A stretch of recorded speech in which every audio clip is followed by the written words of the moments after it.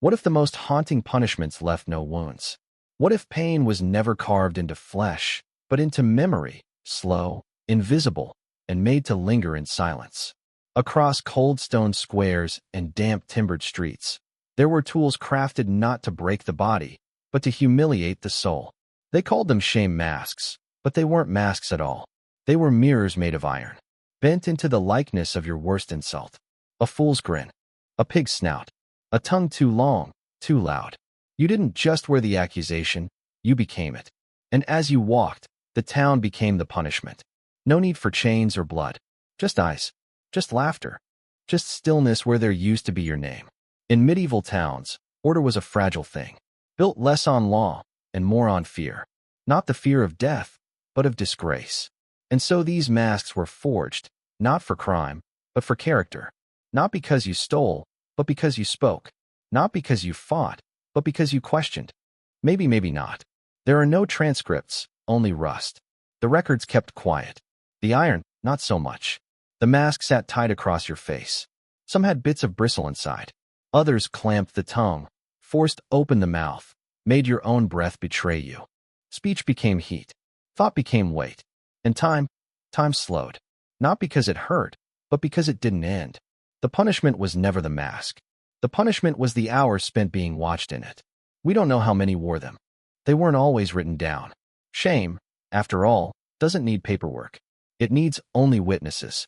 And those witnesses, the townsfolk, the children, the silent priest, the blacksmith who shaped the metal, they forget in their own way. Slowly, softly, as if the memory itself was guilty. And so these masks remain, a few of them, trapped behind museum glass. Labeled, sanitized. But when we look at them now, we don't see the iron. We see absence. An imprint of humiliation sculpted into cold alloy. Not because the body failed, but because the mind did not escape. And maybe that's why they made them grotesque, not to terrify, but to make forgetting easier. Because if a punishment looks absurd, maybe the story fades quicker. Maybe we can pretend it was never real. And if a face can be erased with laughter, what else have we learned to smile away? The iron did not blink. It did not flinch. It simply stared, not at you, but through you. As if shame itself had been hammered into a face that no longer knew what it meant to be human. These weren't masks made to hide. They were masks made to show too much, to reveal what a society wanted erased by forcing it to be seen. They called them shame masken, but that word hardly holds the weight of the thing. A shame mask is not a tool. It is a mirror, rusting in public. Cold metal shaped by hot judgment. Eyes too large, mouths contorted, ears stretched beyond reason. The exaggeration was the punishment. The absurdity was the sentence. Not because the face beneath was grotesque, but because the accusation needed to be. And so the blacksmith became a storyteller. Not with words, but with welds. A gossip was made into a beast. A drunk into a demon. A woman who spoke too freely into something with tusks. Each one designed not to correct, but to transform. To make the wearer something less than a person and more than a symbol. A lesson wrapped around bone. The mask had no softness, no give. It did not forgive. And yet it watched. Not with malice, but with eerie calm. A frozen sneer facing outward, even as the one inside disappeared beneath it. Could it be that the real purpose was not punishment at all, but preservation? Not to destroy the deviant, but to archive the discomfort? To let the town stare, not at a person, but at an idea? A warning, a relic in motion, a kind of living fossil, paraded until the story hardened into myth. Maybe not. We don't know how often they were used. The records are sparse, but the iron remains, kept now in drawers and glass, labeled by curators, interpreted by quiet voices. And yet, when we lean in, when we peer into the hollow eyes, we're not just looking back in time. We're being watched by it, stared at by a mask that was never made for us, and yet somehow still fits. Not because we wear it, but because we remember what it felt like to be seen wrongly, to be misnamed, miscast, frozen in place. And if iron can hold a grudge that long, what of the stories that never made it into metal at all? Not every punishment needed chains. Some were made of silence, others of glances, and some of nothing but time. There were no curtains, no footlights, but there was always an audience. Not one that clapped, Not one that cheered. Just eyes. Watching. Judging. Forgetting, but not before they remembered too long. To be sentenced to shame was to become a performer in a cruel, invisible, stilled, held in place not by bars, but by the invisible weight of attention. They say the worst part was not the mask, not the stockade, not the rust that bled into skin. It was the eyes, the quiet ones, the ones that lingered just a moment too long before turning away. Eyes that pretended not to look, but always did. Eyes that gave shape to the air around you until even the wind felt like it was whispering your name. And still, the village continued. Bread was bought, chores done, laughter heard, all while you stood, not above, not below, but apart. The distance not measured in steps, but in meaning. Could it be that the punishment was never really about you at all? Maybe you were just the echo, the surface onto which a society reflected its fears, its rules, its need to believe that shame, when made visible, could be contained. We picture these moments as medieval, as far, as closed chapters. But is it possible we still build theaters of our own? Without wood, without nails, without law, just with glances, just with silence, just with the decision to not sit beside someone, or the urge to name, to point, to reduce someone to a mistake made public. Maybe that's why these rituals didn't need applause. The lesson was never in the spectacle, but in the repetition, the retelling, the quiet agreement that some acts could unmake a person's place among others. Not because the act was evil, but because it was visible, remembered, unsmooth it. And if we've always been watching, who's been building the stage? Some crimes do not bleed. They echo. A word too sharply shaped, a tone too freely spoken, a murmur at the wrong hour. These were not wounds you could see, but sounds that lingered in the air like a stain. In the quiet villages of the past, there were crimes that lived in the mouth and punishments that silenced, not with violence, but with iron and shame. They called it scolding, not theft, not treason, just scolding. The act of a woman, perhaps, who dared to speak as if her thoughts were equal to the space they occupied. Servants, widows, the childless, the outspoken, those with no name to protect them, no man to interpret their meaning. They were accused not for what they did, but for how they sounded. Too sharp, too free, too much. And so, the punishment matched the fear, not to bind the hands, but to seal the mouth. The brank, or scold's bridle, was a metal cage, rusted, bent, and fastened to the skull like a mask with no face. Inside, a tongue plate, sometimes spiked, sometimes smooth, pressed down silence. Not because the tongue was evil, but because it could not be trusted to disappear on its own. It was never really about noise. Not truly. It was about control, about the shape of a society too fragile to hear dissent, too brittle to bear witness to contradiction. Could it be that the most feared sound was not the cry of war, but the quiet clarity of an uninvited opinion? Not because it was loud, but because it reminded the village that voices, once heard, do not easily unring. The women walked through the streets like shadows carved into steel, not executed, not exiled, just displayed. Their punishment wasn't their pain, it was their presence, a reminder, a warning, a spectacle, and in the stillness of that performance, a message: be quiet, be small, be grateful that your voice has not yet been deemed dangerous. And we wonder, how many voices never returned after that? How many thoughts dissolved into silence, not because they were false, but because no one was willing to hear them? Maybe shame was never about correction. Maybe it was just an eraser disguised as morality. And if this was the price of a sentence, how many truths were left unspoken just to stay breathing? There is a kind of silence that is chosen, a pause, a whisper, a breath held back out of caution. But there is another kind, the forced stillness, when the voice is not merely denied, but physically undone, when the body is reshaped into compliance, not with blades or fire, but with slow suffocation from within. The brank was not just a cage of metal. It was a heat trap, a noise eater, a mirror bent inward. Its tongue plate pressed down into the softest part of expression, flattening language before it could form. Your mouth stayed open, not to speak, but because it could no longer close. Not because you were confessing, but because you had already been condemned. Breathing, once effortless, became its own punishment. Each exhale caught between steel and skin, building heat where cool air once lived. The metal grew warm. then hot, then unbearable, not burning, but glowing with your own captivity. The pain was not sharp, but lingering. It crept in slowly, like regret, like shame, like the kind of memory that doesn't age, only deepens. And still, the world watched. Not in horror, but in habit. Eyes passed over you like weather. You were part of the landscape now, a warning more than a woman, a body reduced to message, a lesson for others carved not in stone, but in posture, in silence, in the way your hands hung at your sides when you stopped struggling. The mask did not end when it was removed. That was only the outer silence. The louder one, the one that echoed, came after. You began to doubt the sound of your own voice, even alone. Words felt heavy in your mouth, foreign, edged, like trying to speak in a language you no longer trusted, like trying to sing with lungs that had forgotten melody. And so, many chose never to speak again. Could it be that this was the true sentence? Not the iron, but the aftermath? Not the scream denied, but the thought never formed? What if the brank was not a device of justice, but of erasure? Maybe it wasn't meant to make you quiet. Maybe it was meant to make you disappear, not all at once, but slowly, thought by thought, breath by breath, until even you forgot the shape of what you once dared to say. And if breath itself can be turned against the body, what other instincts have we learned to fear? There are stories that live in silence, not because they were forgotten, but because they were never meant to be remembered aloud.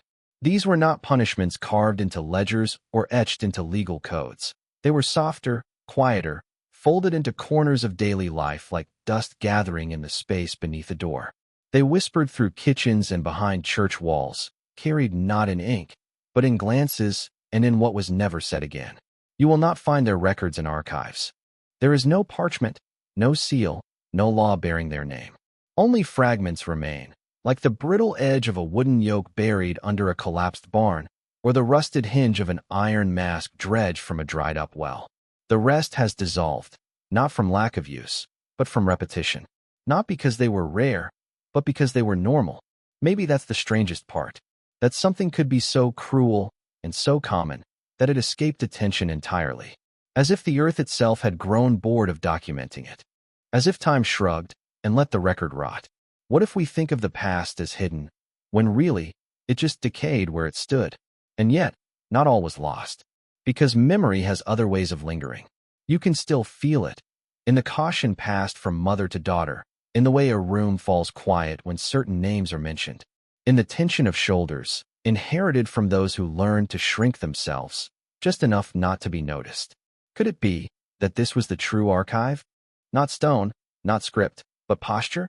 Not chronicles, but habits passed through generations of knowing glances and unspoken fears? We often search for ruins and relics to prove what happened. But maybe the most enduring evidence is behavior. The silence that isn't born of forgetfulness, but of practice.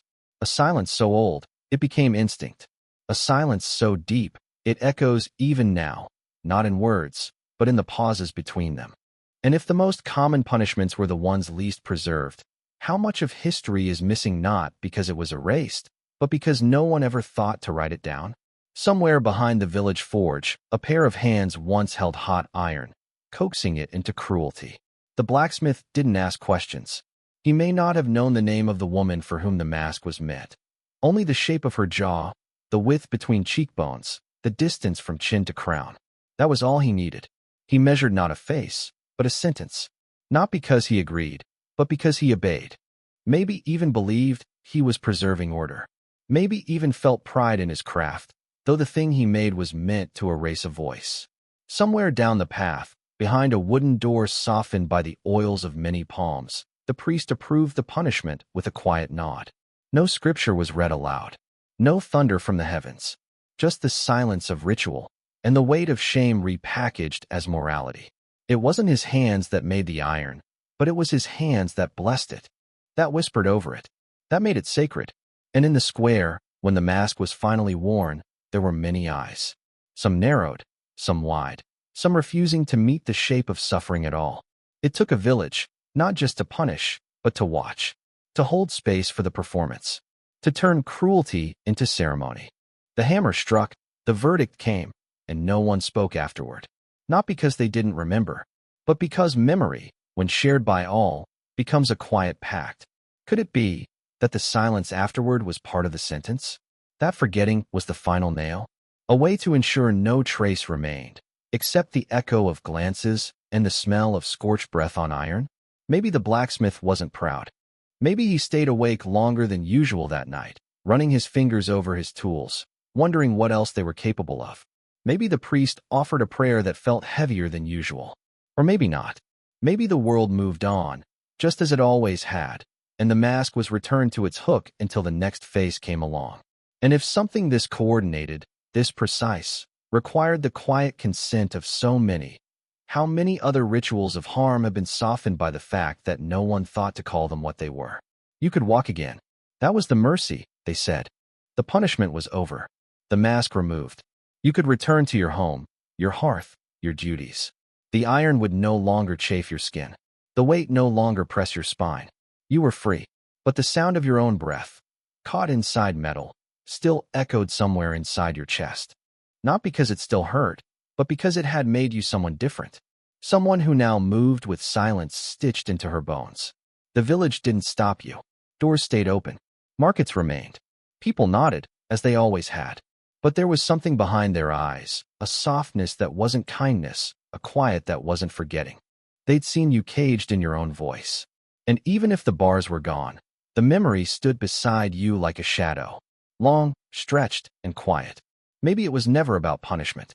Maybe it was about imprint. The way iron leaves a mark, even when it doesn't pierce the skin.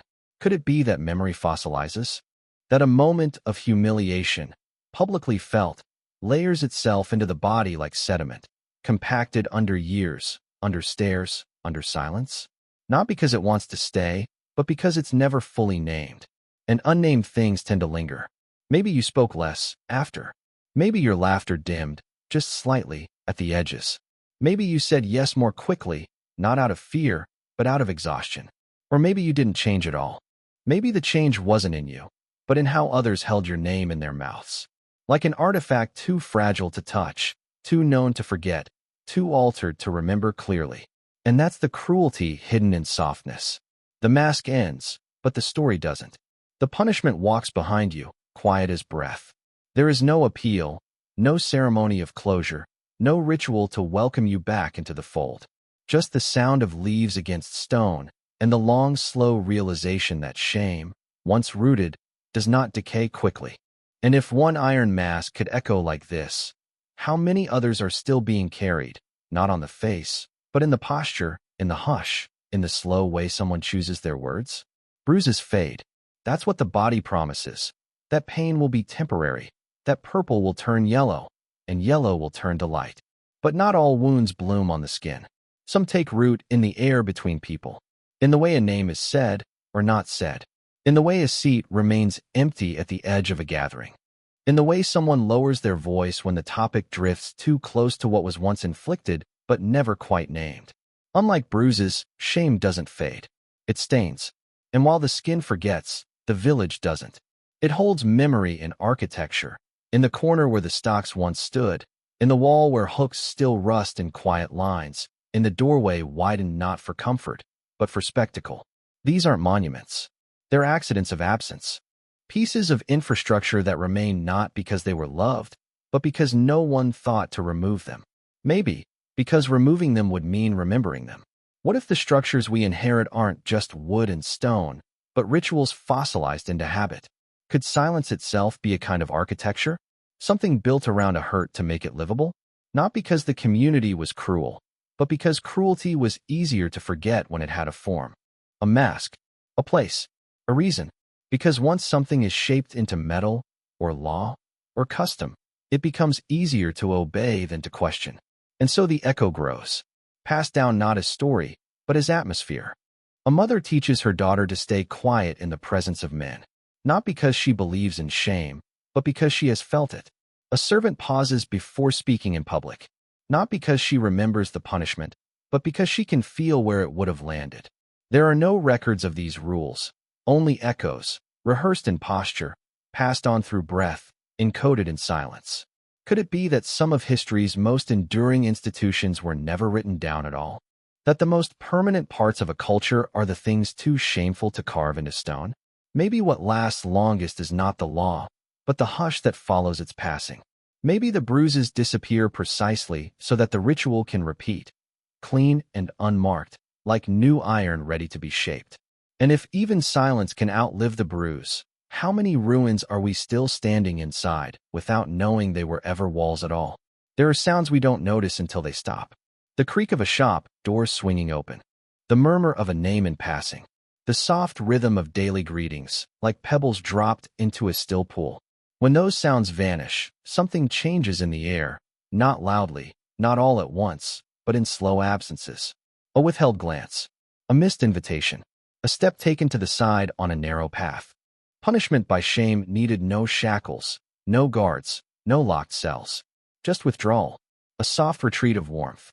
A town turning inward, not to shout at you, but to unsee you. And what does it feel like to become a ghost before death? To walk through streets that once held your name and find only closed shutters, lowered eyes, and the echo of where welcome used to be? Maybe it wasn't exile in the traditional sense. You were still there, but the soil beneath your steps no longer belonged to you. The place remained, only the belonging dissolved. Could it be that the most enduring forms of punishment aren't written into law, but rehearsed in human gesture? Not because anyone planned it, but because no one had to. Because social memory is older than books, older than language. A memory performed through distance, through omission, through a quiet that grows not from peace, but from agreement. And that's the thing about shame. It doesn't need repetition to survive. Once felt, it lingers. Once enacted, it echoes. Not because of cruelty, but because of pattern. A pattern that loops. A pattern that teaches the next child to whisper about the strange neighbor, the odd woman, the wrong laugh at the wrong time. Maybe the town didn't remember why the ritual began, only that it felt necessary, familiar, safe. What if we've inherited these shapes without realizing it?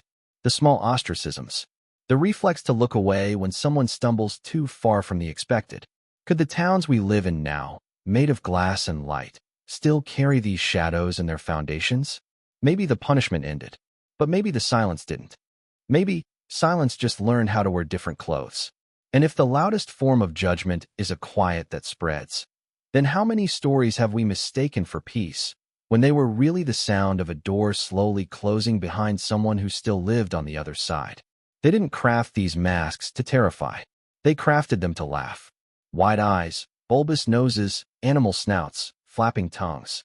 Iron frozen into grotesque parody. Not violence, but ridicule, sculpted, sharpened, worn. A punishment that didn't hide behind menace, but behind theater. Because there's something especially cruel about absurdity when it's forced.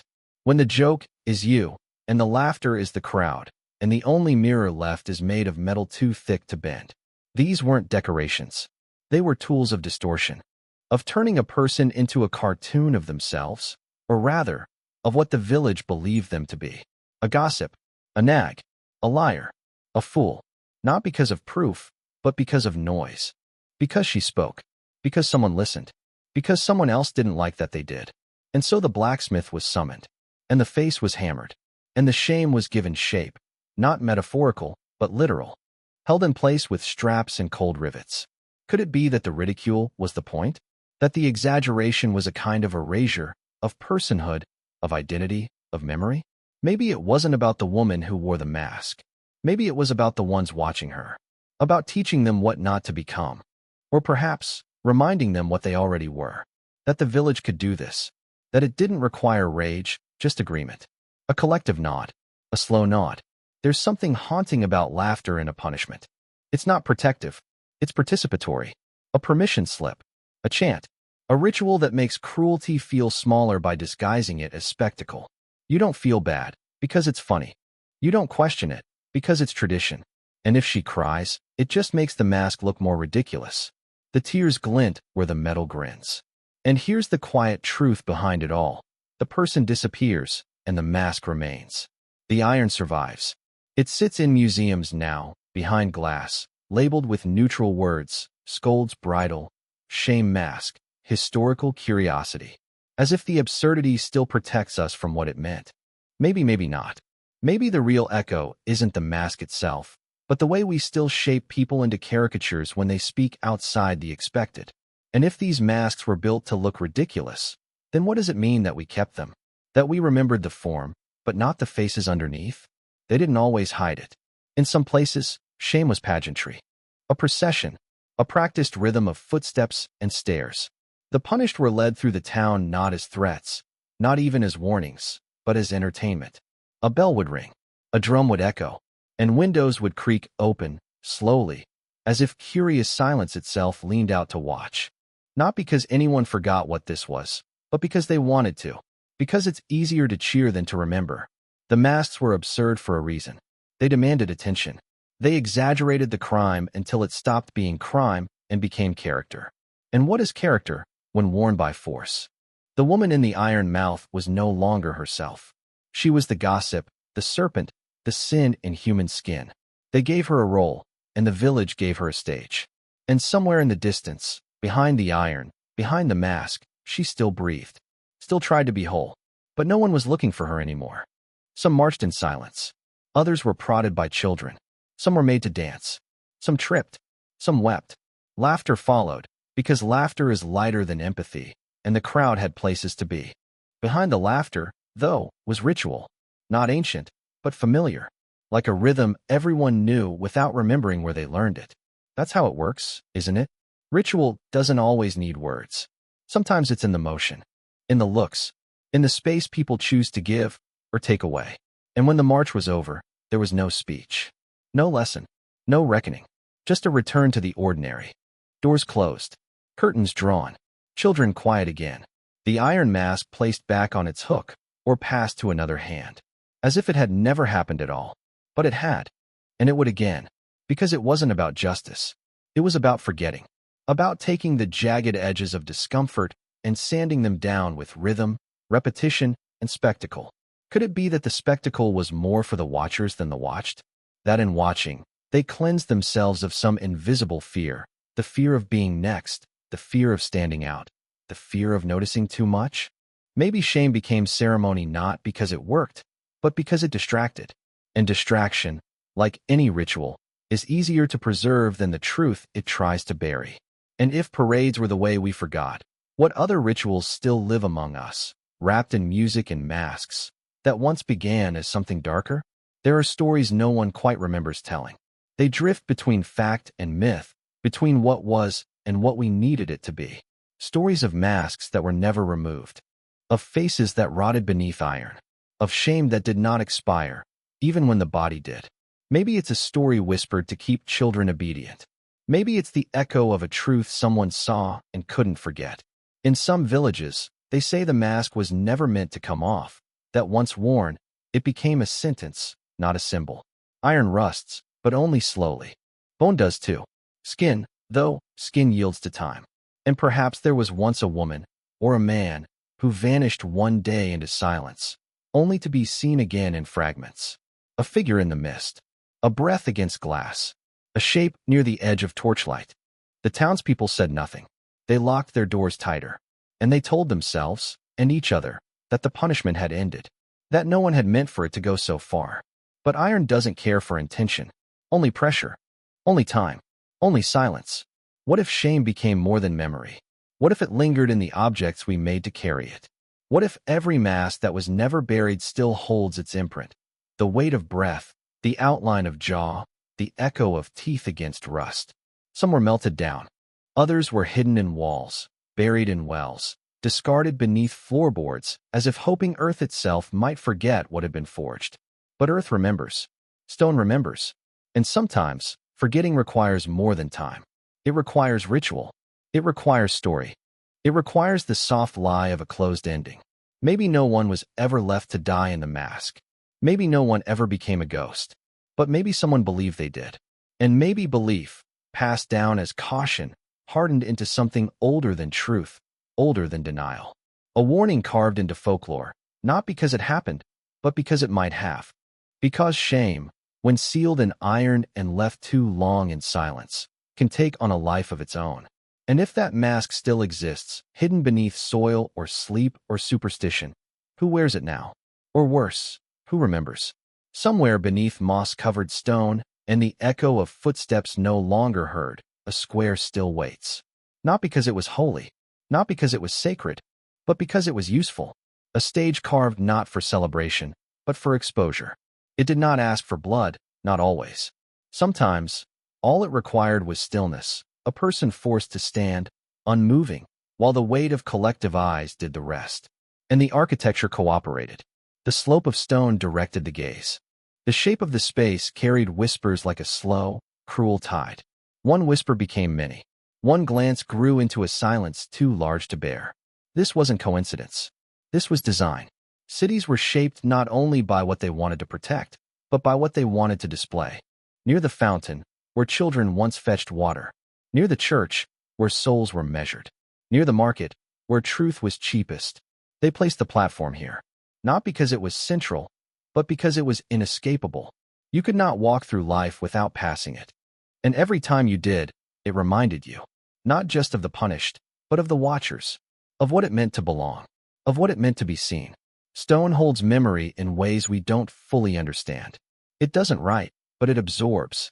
Sound, breath, tension. The tremor in someone's legs as they stood too long. The small click of metal as a jaw adjusted under pressure. The heartbeat of humiliation, radiating outward and downward, into the grain of the plinth, into the crack between cobbles. And over time, even as the punishment ended, the memory didn't. Maybe that's why some squares feel different. Heavy, even when empty. Chilly, even in summer. Not haunted by spirits, but by posture. By ritual. By the echo of collective cruelty mistaken for justice. Could it be that a place remembers, even if people don't? Could architecture itself become a kind of fossil, not of bodies, but of behaviors? Perhaps that's why these spaces were rarely torn down. Not because they were sacred, but because they were forgotten. Forgotten not by accident, but by design. And forgetting, when rehearsed long enough, starts to look like history. And if forgetting can be built, what else might be hiding in plain sight, shaped by stone and softened only by silence? There are places now, quiet, well-lit, where these masks sit behind glass. Their rust frozen, their cruelty stilled. They are displayed like artifacts of a distant past, given neat plaques, gentle fonts, clean descriptions. Words like shaming device or early penal object try to soften the truth. But truth doesn't always erode. Sometimes it hides. Sometimes it waits. And when you stand before one, a real one, not a replica or imagined sketch, but iron forged by hands long since dust, something subtle happens. Not loud, not obvious, just a shift. As if the room itself exhales a little slower.